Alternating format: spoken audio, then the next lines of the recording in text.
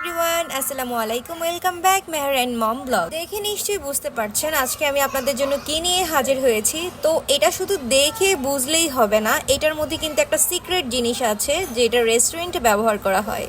তো আজকে এই সিক্রেট জিনিসটা কি, চলুন রান্না করতে করতে আপনাদেরকে বলবো। তার আগে বলে নেই, অবশ্যই আপনি আমার চ্যানেলে নতুন হয়ে থাকলে চ্যানেলটিকে সাবস্ক্রাইব করবেন এবং একটা লাইক বাটনে ক্লিক করে দিবেন। তো প্রথমে আমি একটি হাঁড়িতে পানি ফুটিয়ে নিয়েছি। একদম ফুটন্ত গরম পানির মধ্যে আমি চাউমিনের নুডলসগুলো দিয়ে নিব। তারপর এটিকে ভালো মতো চামচ দিয়ে নেড়ে পানির সাথে মিশিয়ে রাখবো। চাউমিনের জন্য আমি আজকে এখানে এই ড্রাগন নুডলসটি ব্যবহার করলাম। এরপর আমি আমার পছন্দ মতো কিছু সবজি নিয়েছি, যেমন গাজর, 2 ধরনের ক্যাপসিকাম, তারপর এটা চিকেন সসেস, পেঁয়াজ এবং কাঁচামরিচ। আপনারা আপনাদের পছন্দ অনুযায়ী সবজি নিয়ে নেবেন। রেস্টুরেন্টের স্বাদ আনার জন্য এবার আমি সেই সিক্রেট মশলাটি বানিয়ে নিব, যেটা কিন্তু প্রত্যেকটা চাইনিজ রেস্টুরেন্টে ব্যবহার করা হয়ে থাকে।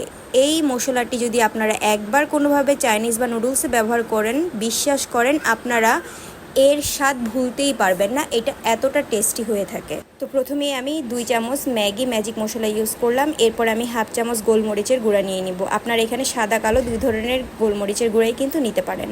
1 চামচের থেকে একটু কম আমি চিনি অ্যাড করে নিলাম, চিনিটা কিন্তু অ্যাড করতে হবে। এরপর আমি সস নিয়ে নিব, এটা হচ্ছে ফিশ সস, এটা আমি 1 চামচ নিব। এরপর আমি এখানে 1 চামচ ম্যাগি সস নিয়ে নিব। আর সসের ব্যাপারটা হচ্ছে কি, নুডলস যতটুকু এইটা অনুযায়ী কিন্তু আপনাদের সস ব্যবহার করতে হবে, বেশি ব্যবহার করা যাবে না, তাতে কিন্তু টেস্ট নষ্ট হবে। তো এইটা আমি 1 চামচ নেওয়ার পরে এখানে আমি সয়া সসও 1 চামচ নিয়ে নিব। এখন আমি এখানে টমেটো সস অ্যাড করে নিচ্ছি। আপনারা চাইলে কিন্তু গ্রিন চিলি সসটাও অ্যাড করে নিতে পারেন। দেন আমি এখানে 1 চামচ ঘি অ্যাড করে নিব। আপনারা চাইলে বাটারও ব্যবহার করতে পারেন। এবং আমি এগুলো খুব ভালোভাবে চামচের সাহায্যে মিশিয়ে নিব। প্যানে আমি পরিমাণ মতো তেল দিয়ে নিচ্ছি, এর মধ্যে কিছুটা রসুন কিমা দিয়ে নিব। আর রসুন কিমাটা ঠিক গোল্ডেন করে ভেজে নিতে হবে। তারপর এর মধ্যে আমি পেঁয়াজ অ্যাড করে নিচ্ছি। এরপরে দিয়ে দেব চিকেন সসেস। এটা কিন্তু আমি প্যাকেটজাত কিনে এনেছিলাম, সেই চিকেন সসেসটা এখানে ব্যবহার করব এবং ভালো করে নেড়ে ভেজে নিব। এরপর এখানে আমি গাজর অ্যাড করে নিচ্ছি। আর প্রত্যেকটা সবজি একটু দেওয়ার পরে নাড়াচাড়া করে ভেজে নেওয়ার পরে কিন্তু আমি আরেকটা সবজি অ্যাড করব। কাঁচামরিচ দিয়ে নিলাম, এবার লাল ক্যাপসিকাম দিয়ে নিচ্ছি। এটাকেও কিছুক্ষণ নাড়াচাড়া করে এর মধ্যে আমি সবুজ ক্যাপসিকাম অ্যাড করব। আর এর মধ্যে কিন্তু স্বাদ অনুযায়ী লবণটাও ব্যবহার করতে ভুলবেন না। সবজি ভালো মতো সিদ্ধ হয়ে যাওয়ার পর এর সাথে আমি সেই সিক্রেট মশলাটি অ্যাড করে নিব। মশলা দেওয়ার পর এটাকে ভালোভাবে নেড়ে চেড়ে সবজির সাথে মিশিয়ে নিব এবং ততক্ষণ পর্যন্ত নাড়তে থাকবো যতক্ষণ না পর্যন্ত এটার মধ্যে থেকে কাঁচা গন্ধটা চলে না যায়। এরপরে এখানে আমি চাউমিনের নুডলসগুলো অ্যাড করে নিব। সবগুলো নুডলস দেওয়ার পরে এটাকে ভালো মতো মশলার সাথে কষিয়ে নিতে হবে, অর্থাৎ মিশিয়ে নিতে হবে। তারপর এখানে আমি 1 চামচ ঘি দিয়ে নিচ্ছি। এটা অপশনাল, আপনারা চাইলে দিতে পারেন, দিলে ফ্লেভারটা ভালো আসে।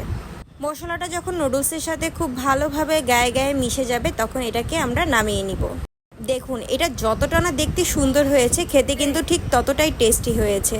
এরপরে আমি এখানে সাজানোর জন্য কিছুটা ফ্রেঞ্চ ফ্রাই ইউজ করছি। আপনারা চাইলে এটা স্কিপ করতে পারেন, আলু ভাজাটা দিলে আমার এটা খুব বেশি ভালো লাগে, তাই আমি দিলাম। তো সবাইকে অনেক ধন্যবাদ। আশা করি সকলেই বাসায় ট্রাই করবেন, আর ট্রাই করে কিন্তু অবশ্যই আমাকে জানাবেন। ধন্যবাদ সবাইকে সাথে থাকার জন্য। ভালো থাকবেন। আসসালামু আলাইকুম।